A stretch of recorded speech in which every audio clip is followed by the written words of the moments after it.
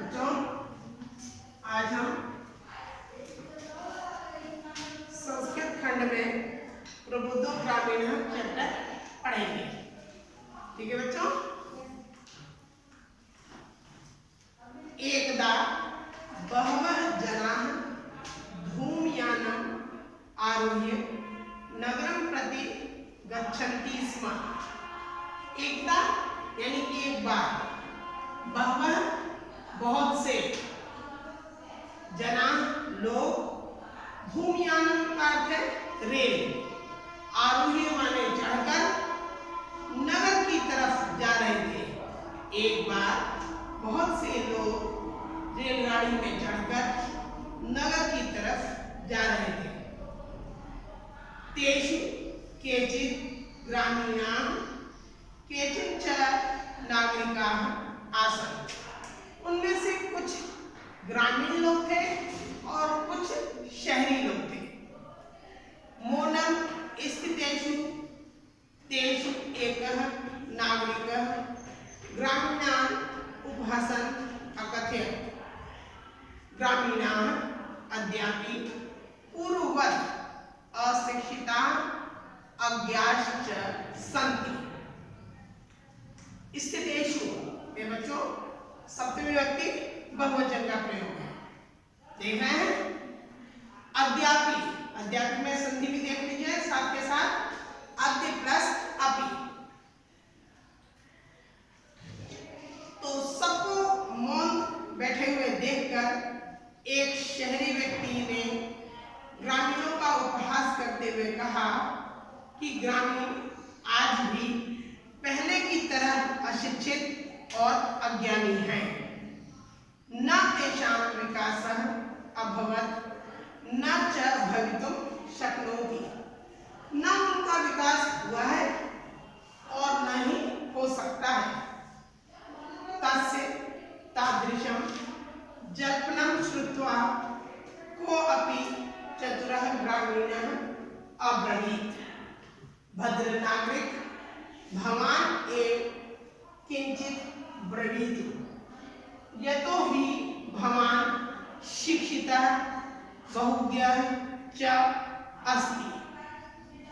उसकी इस प्रकार की बुरी बात को जल्पना यानी बकवास, उसकी इस प्रकार की बुरी बात को सुनकर कोई चतुर ग्रामीण व्यक्ति बोला, हे शहरी व्यक्ति आप ही कुछ बोलिए।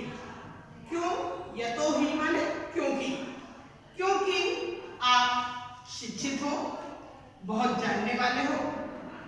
इदम आकर्ण्य सनागरिकः सदर्पं ग्रीवाम् उन्नमय अकथयत्, कथयिष्यामि परं पूर्वं समयः विधातव्यः। आकर्ण्य का अर्थ बच्चों सुनकर। यह सुनकर वह शहरी व्यक्ति सदर्पम माने घमंड के साथ, ग्रीवाम उन्नमय माने गर्दन ऊंची करके, घमंड के साथ गर्दन ऊंची करके बोला, कहूंगा पर पहले हमें शर्त रख लेनी चाहिए। क्या कह रहा है? समय माने शर्त, हमें पहले शर्त रख लेनी चाहिए। तस्य तां वार्तां श्रुत्वा स चतुरः ग्रामीणः अकथयत्, भोः वयम् अशिक्षिताः भवान् च शिक्षितः, वयम् अल्पज्ञाः भवान् च बहुज्ञः, इत्येवं विज्ञाय अस्माभिः समयः कर्तव्यः। उसकी इस प्रकार की वार्ता को, बातचीत को सुनकर वह चतुर ग्रामीण व्यक्ति बोला कि हम सब अशिक्षित हैं, आप बहुत शिक्षित हो।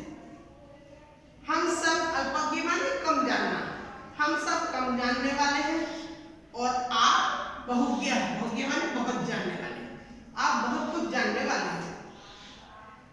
इस बात का ध्यान रखकर हमें शर्त रखनी चाहिए। समय कर्तव्य का है, शर्त रखनी चाहिए। हमें इस बात का ध्यान रख लेना चाहिए कि हम बहुत कम जानते हैं, गांव के लोग हैं, आप शहर के लोग हैं, आप बहुत जानते हो, तो यह सब ध्यान में रखकर ही हमें शर्त रखनी चाहिए। वयम परस्परम प्रहेलिकाम प्रक्षामः, हम सब आपस में पहेली पूछेंगे।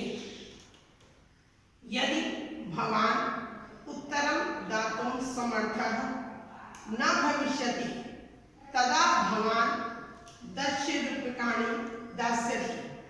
ग्रामीण व्यक्ति क्या बोला कि यदि आप, भवान माने आप, यदि आप उत्तर देने में समर्थ नहीं होंगे तदा भवान, तब आप 10 रुपए देंगे। 10 रूप्यकाणि दास्यामि, दास्याति माने देंगे। आप अगर उत्तर नहीं दे पाएंगे तो आप हमें 10 रुपए देंगे। किसने कहा? ग्रामीण व्यक्ति ने कहा। यदि वयम उत्तरम दातुं समर्थः न भविष्यामः तदा 10 रूप्यकाणाम् अर्धं 5 रूप्यकाणि दास्यामः। और यदि हम उत्तर देने में समर्थ नहीं होंगे, कौन कह रहा है? ग्रामीण व्यक्ति। ग्रामीण व्यक्ति कहता है, और अगर आपने कुछ पहेली पूछी और हम उसको नहीं बता पाए तो हम कम जानते हैं, हम अशिक्षित हैं, इसलिए हम 10 रुपए का आधा 5 रुपए ही देंगे। शर्त समझ में आ गई? शर्त समझ में आई? ग्रामीण व्यक्ति बहुत चालाक था, चतुर था, तो उसने क्या शर्त रखी कि आपने ही कहा है कि हम अशिक्षित हैं, गांव के लोग कुछ नहीं जानते, तो शर्त क्या रहेगी कि अगर हम पहेली पूछेंगे, ग्रामीण व्यक्ति कहता है, और अगर आप नहीं बता पाएंगे तो आप हमें 10 रुपए देंगे, और अगर आप पूछेंगे और हम नहीं बता पाएंगे तो भाई हमें आपने अशिक्षित कहा है, तो हम कितना देंगे? 5 रुपए देंगे। 10 का आधा 5 रुपए ही देंगे। आम सुकृतः समयः इति कथिते तस्मिन् नागरिके स ग्रामीणः नागरिकम् अवदत् प्रथमं भवान एव पृच्छतु। यह हमें स्वीकार्य है। आम यानी हमें, आम स्वीकृत है माने हमें यह शर्त स्वीकार्य है। यह कहकर उस नगर के व्यक्ति से ग्रामीण व्यक्ति बोला कि पहले आप ही पूछिए। नागरिकश्च तम ग्रामीणम अकथयत् त्वमेव प्रथमं पृच्छ। और नागरिक ने, शहर के व्यक्ति से उस ग्रामीण ने कहा पहले आप ही पूछिए। इदं श्रुत्वा स ग्रामीणम् अवदत्।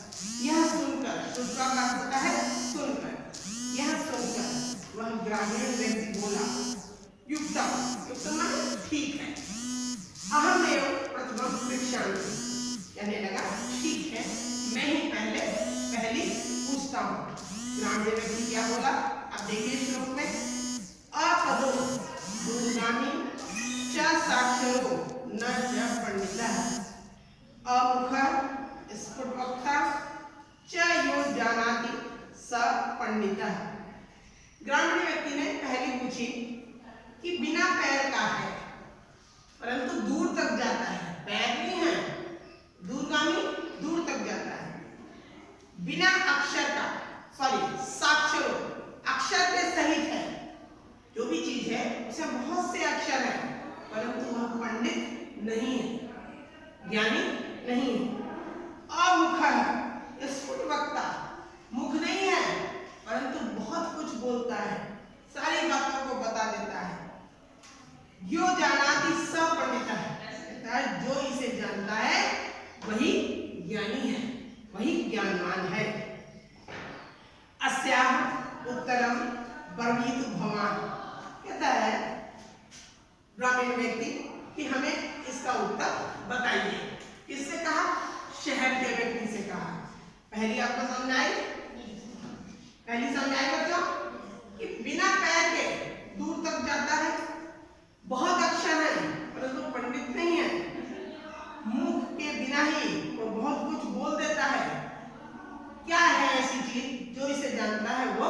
पंडित है। अब देखिए आगे, नागरिक है बहुकालम यावत् अचिंत्यत परम प्रहेलिकायाः उत्तरं दातुं समर्थः न हुआ। शहर के व्यक्ति ने बहुत समय तक सोचा पर इस पहेली के उत्तर देने में समर्थ नहीं हुआ, उसे पहेली का उत्तर नहीं मालूम था। अतः ग्रामीणम अवदत् अहम अस्याः प्रहेलिकायाः उत्तरम न जानामि। इसलिए उसने ग्रामीण व्यक्ति से बोला कि मैं इस पहेली का उत्तर नहीं जानता। इदं श्रुत्वा ग्रामीणः अकथयत् यदि भवान् उत्तरं न जानाति तर्हि ददातु 10 रूप्यकाणि। यह सुनकर इदं श्रुत्वा, यह सुनकर ग्रामीण व्यक्ति बोला यदि आप उत्तर नहीं जानते हो तभी मन तो दीजिए 10 रुपए। किसने कहा? किसने कहा? ग्रामीण व्यक्ति ने कहा कि अगर आप इसका उत्तर नहीं जानते हो तो शर्त के अनुसार 10 रुपए दीजिए।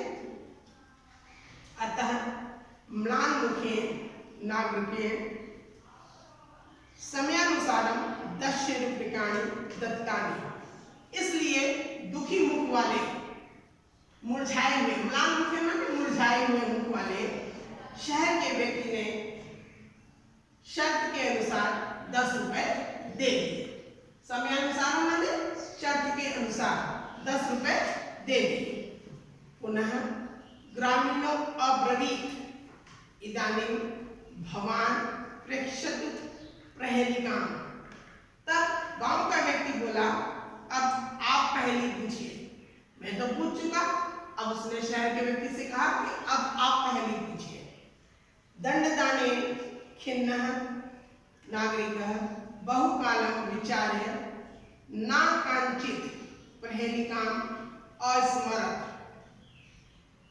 दंड देने से दुखी मन वाला, दंड दिया था शहर के व्यक्ति ने, 10 रुपए दिए थे, तो दंड देने से खिन्न माने दुखी मन वाले शहर के व्यक्ति ने बहुत समय तक सोचा परंतु उसे कोई पहेली याद नहीं आई, अस्मरत् याद नहीं आई।